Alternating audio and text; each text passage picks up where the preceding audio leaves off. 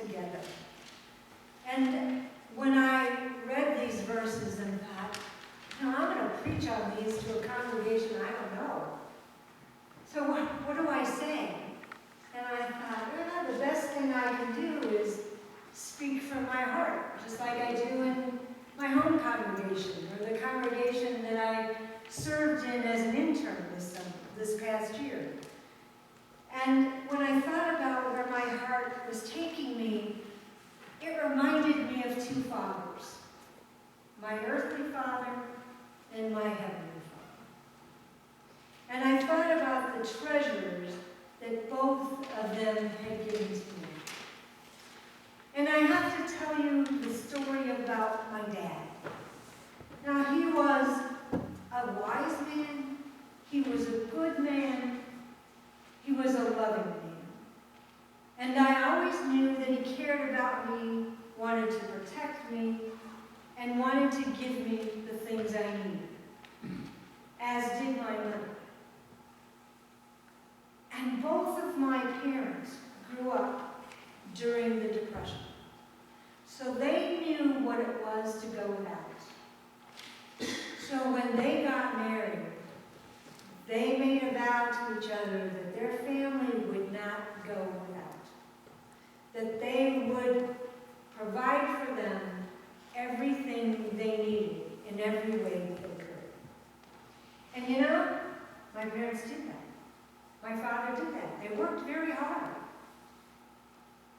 But my dad had set for himself a financial goal so that he would never not have enough to provide for his family.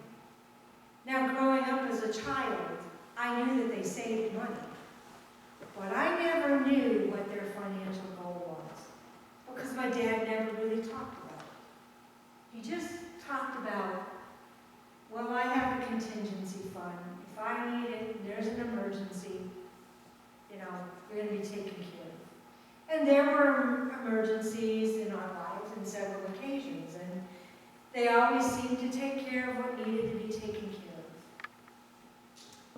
But he was storing away more money than I could have ever dreamed about, that I ever imagined. And when my father was dying, and he was about 3 days from death, he was in our home, his home, and I was with him, and he said to me, Donna, I need to talk to you. I have 2 disappointments in my life, 2 regrets in my life that I need to share with someone. And I looked at him and I thought, what could it be? Because they had such a productive life. They were loving parents to one another, to us, to family. And he said to me, I didn't reach my financial goal. I just feel terrible that I didn't get to where I wanted to be. And I thought, well, you have everything you need. Mom's going to be taken care of. Okay, she's not going to have to worry about things. And I said, well, Dad, how sure of your financial goal are you? And he looked at me and he said with tears in his eyes, I'm $5,000 short of my goal. And I looked at him and I said, so what was your goal? And with more tears flowing, he said, I wanted to be a millionaire.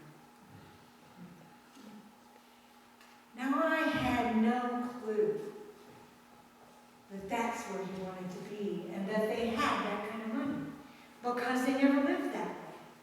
They lived frugally. They lived and they took care of what needed to be taken care of. But they never took time to enjoy their abundance. They never took time to enjoy the fruit of what God had given them, because they were so afraid of what could happen, and they had to have money to take care of the future. They had to have money to take care of that emergency that might come. So So his soul was never happy because he didn't think he had enough. He thought he had to be a millionaire. And he was $5,000 short. And I'm thinking, and that's not enough? Now, don't get me wrong. It's okay to have money.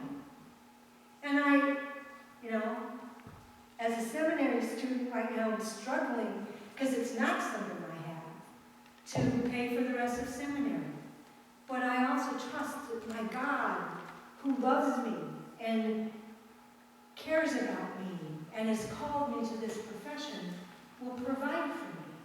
So I trust that the next days will be okay. So I looked at my father and I said, Dad, what's your other disappointment? And he looked at me and with tears in his eyes, he said, I'm breaking my promise to you.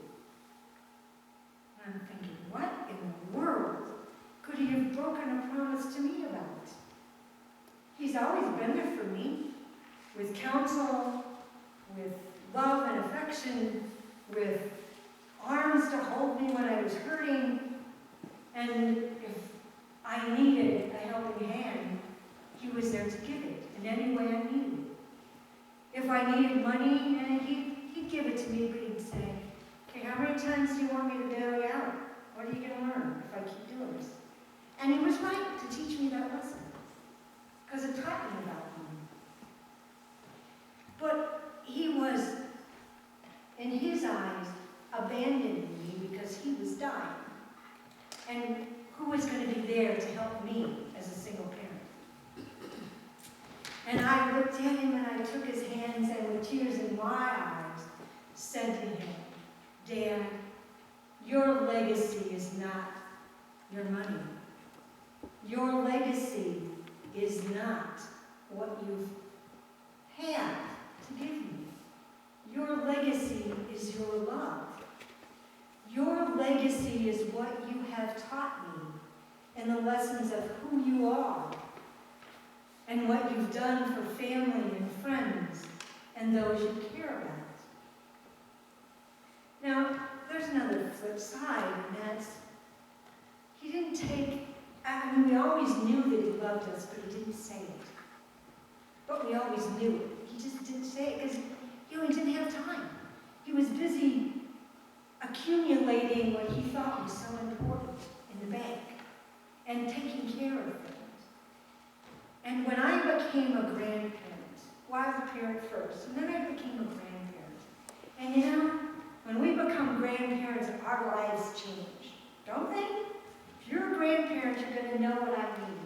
Because in my first grandchild, and in my others, but boy, in that first one that I had for 4 years with no other, my world rose and sat in that little guy's arms.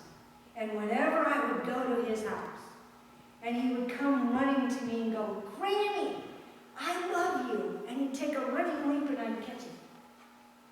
It was like, this is what life is about. Enjoying a little one. Sharing love unconditionally. And my kids would say to me, especially his mother, you never did that with us. And you know what? They were right. I was so busy trying to take care of them, provide for them, that I forgot about the love and the games sometimes, and just the time with them. And I vowed that wasn't going to happen with my grandkids, and I was going to change who I was in my daughter's eyes, so that they could have a legacy of love.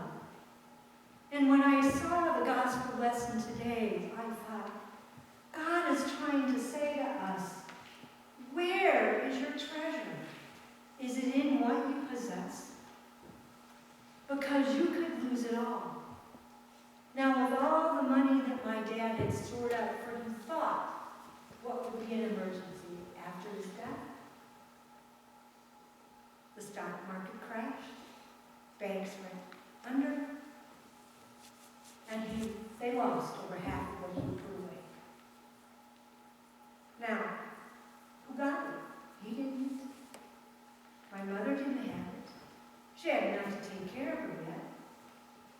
But the treasure that you are given, the treasure that our Heavenly Father and my earthly Father gave me in the ways that He knew how, was the abundance of love.